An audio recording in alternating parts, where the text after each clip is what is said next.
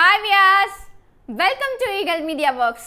తులసీదాస్ రాసిన రామచరితమానస్ పద్య కావ్యం రామాయణం గురించే కాదు, సామాన్య ప్రజానికానికి చెందిన జీవిత సత్యాలు ఉన్నాయి.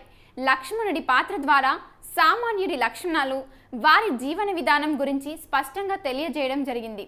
వాటిలో కొందరు ఎప్పటికీ ధనవంతులు కాలేరని, పేదవారిగానే ఉండిపోతారని వెల్లడించడమైనది. ఆ కొందరు ఎవరో ఇప్పుడు మనం తెలుసుకుందాం.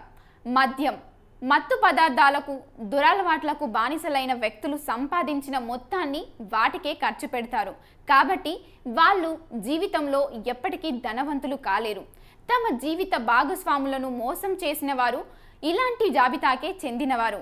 ఎందుకంటే వీళ్ళు తమ సంపాదన మొత్తం ప్రేమికులకే ఖర్చు చేస్తారు. అత్యాశ పరులు కూడా జీవితంలో ధనవంతులు కాలేరు. ఎక్కువ పొందాలని ఉన్నది పోగొట్టుకుంటారు. అలాగే వీరు ఏదీ పొందలేరు. వీరికి ఆత్మగౌరవం కూడా ఉండదు. దురహంకారులు, ఇలాంటి వ్యక్తులు మొరటుగా ఉండడంతో పాటు ఇతరుల కీడు కోరుకుంటారు. వీరి గర్వమే వీరి పాలిట శత్రువుగా మారుతుంది.